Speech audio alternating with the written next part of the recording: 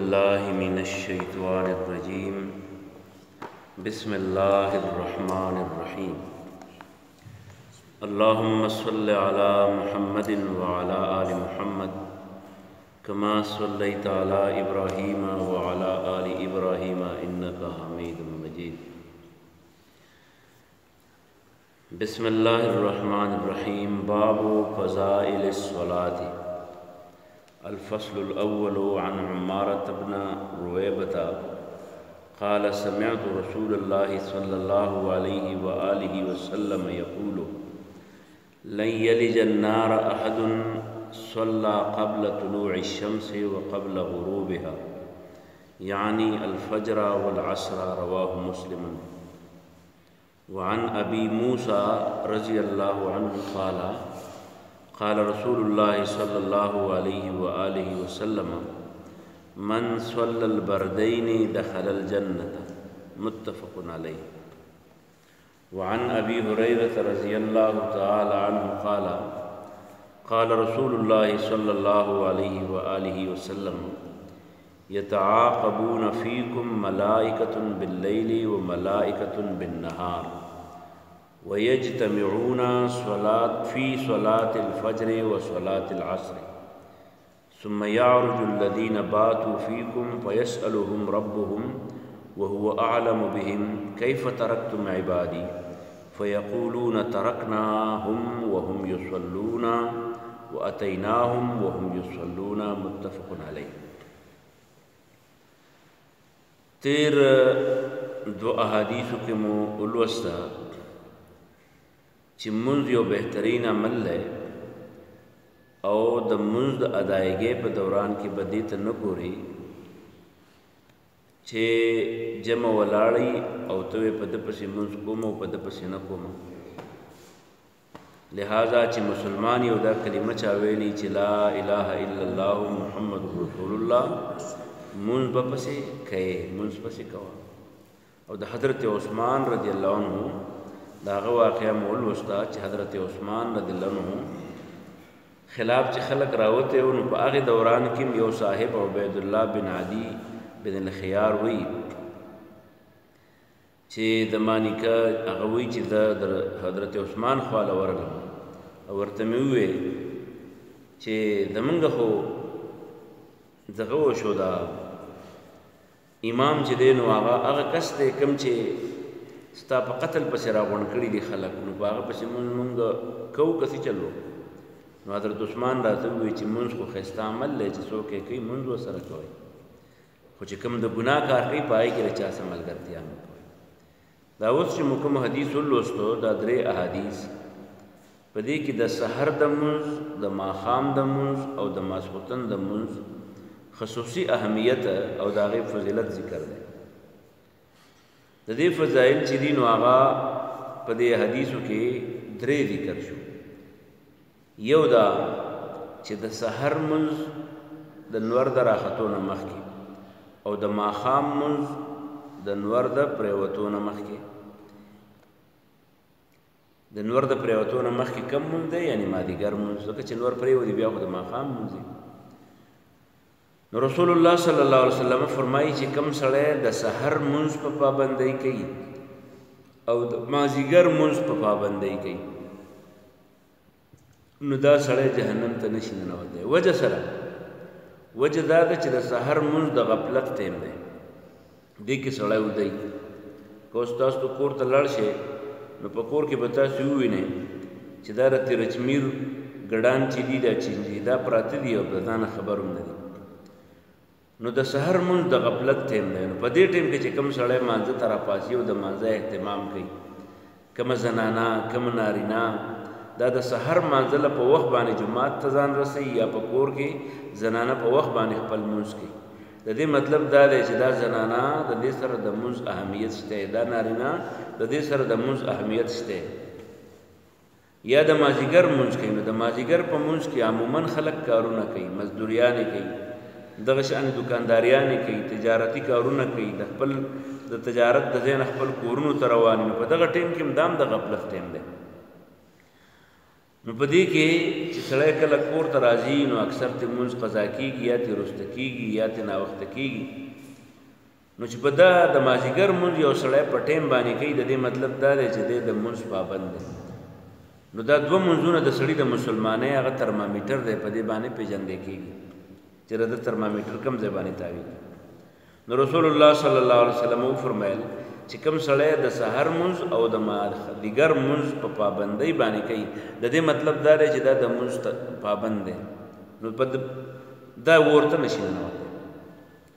دویم حدیث کې رسول الله صلی الله علیه وسلم فرمایي دوه ټیمونه دي چې پای کې یخنۍ ډېره وي. تاسو په کور کې دا کومې زنانه چې خپل بچي نه راپاسوي نو هغه دا یا خاوند یا هغه راپاسوي او دا زنانې نه راپاسوي نو هغه څه وایي جواب یې څه وي یخني د په دې ټیم کې څوک نشي وتی بار نو د سحر په ټیم کې یخني او که وړی نو د سحر ټیم ایله د مانځي ځکه چلته خوب پکې هم خو موسم مزیداري. او دویم د ماسخوتن مونځ د ماسخوتن په مونځ کې یخوالی تیاری ورپسې وروسته سفر ورپسې کول ناممکني خوب ورپسې ټیم را روان. نو دا دوه د یخ ټیم مونځونه چې کوم سړی کوي رسول الله صلی الله علیه وسلم فرمایي دخل الجنت دا جنت ته روان دی. چې کوم سړی د سحر مونځ کوي من صلی البردین چې د یخ ټیم دا دوه مونځونه کوي یعنې د سهار او د ماسخوتن نو دا سړی جنت ته تلو واله دی. دخل الجنت دی به جنت ته ننوځي. د دې وجه څه ده د دې وجه هم دقه ده چې د سحر په ټیم کې راپاسېدل چې دي نو دا کافي ګران کار دی او د ماسخوتن په ټیم کې خپل ډرامې پرېښودل خپل چې کوم دی نو نور مصروفیات د خوراک ټیمونه د میلمنو ټیمونه هم دغه دي. نو په دې کې چې یو سړی خپل د مونځ اهتمام کوي نو بس دخل الجنت دی به جنت ته ننوځي دی به جنت ته ننوځي. دریم حدیث چې مکمل لوست په دې کې رسول الله صلی الله علیه وسلم فرمایي چې الله تعالی په دې ځمکه باندې د انسانانو سره ملائک مقرر کړي دي. دا ملائک د دې ټول نیک اعمال او بد اعمال لیکي د ځان سره. نو چې کله دا ملائک دوه قسمه دي یو هغه دي چې د ورځې ډیوټي کوي بل هغه دي چې د شپې ډیوټي کوي. نو د ورځې چې کوم ډیوټي کوي هغه د سهار مانځه په ټیم کې راځي ځمکې ته او چې د شپې کوم ډیوټي کوي نو هغه د سحرې پورته اسمان ته خیږي. نو هر ملائک چې کله اسمان ته خیږي نو الله تعالی ته د خپل کارکردګۍ رپورټ وړاندې کوي. نو چې کله دا د ځمکې نه پورته وخیږي کوم ملائک او د انسان دا رپورټ به راویسي نو الله تعالی ته تپوس وکړي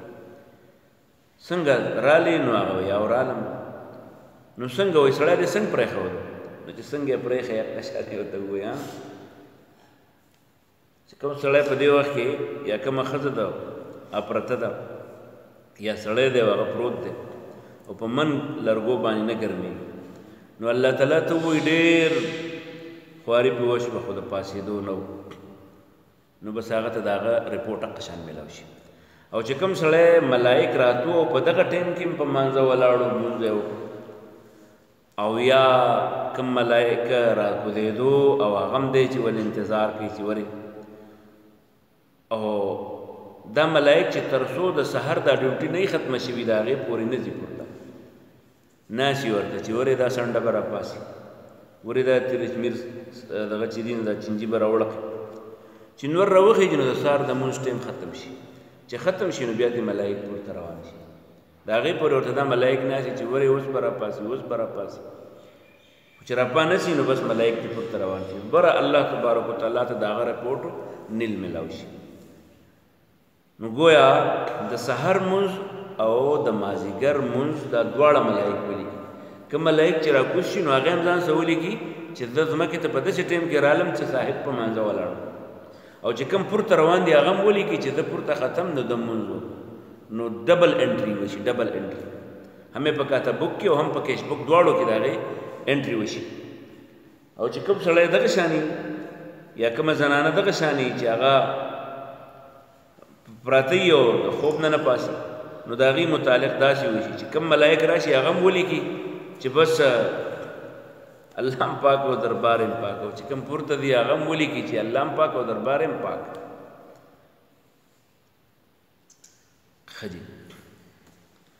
نو رسول الله صلی الله علیه وسلم وی الله تعالی د دغه ملائکو نه تپوس کوي کیف ترکتم عبادی فیقولون ترکناهم وهم یصلون واتیناهم وهم یصلون چې لاړو هم په مانځه ولاړو چې راتلو هم په مانځه ولاړو. نو د دې سړي دپاره د خوش قسمتۍ نور څه کیدی شي چې ملایک د هغه دپاره ګواهي وکړي چې او منګزار دی، او د هغې سړي دپاره لویه بدقسمتي څه کیدی شي چې یو ملایک هم وایي یره جي په مانځه مو نه دی لیدلی، او بل ملایکو ګروپ هم وایي یره جي په مانځه هم نه دی لیدلی. د دې نه غټ بدقسمته به بل څوک وي.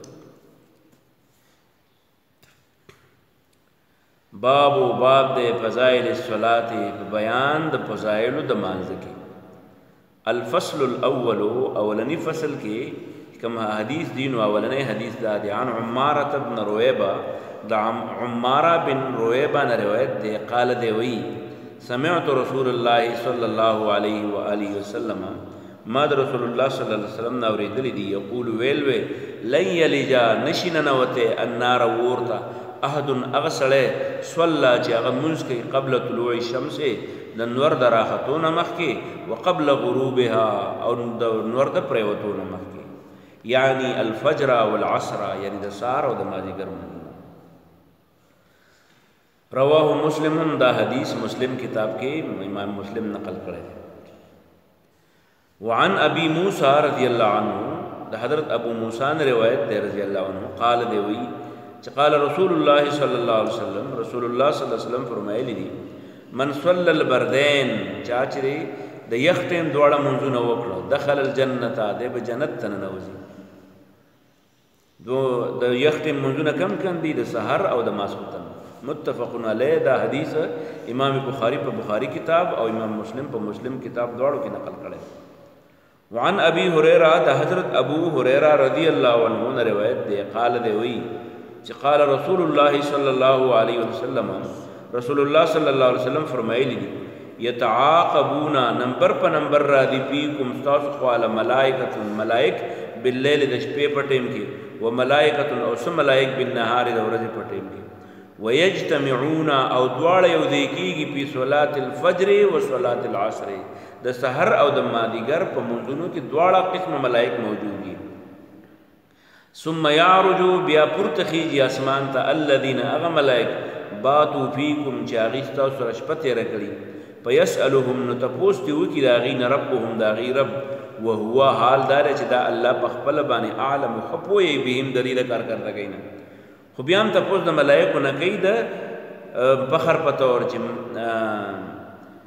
کیف ترکتم عبادي، څنګه بندیان څنګه وو تاسو چې چا سره وایي هغه څنګه وو؟ فیقولون نو هغې ورته وایي ترکناهم وهم یصلون،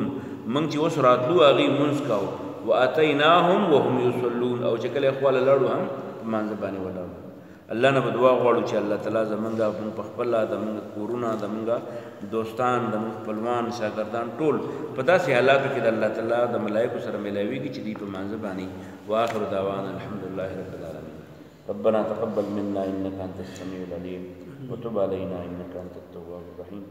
ربنا اغفر لنا ولاخواننا الذين سبقونا بالايمان. ربنا لا تجعلنا فتنة للقوم الظالمين ونجنا برحمتك من القوم الكافرين.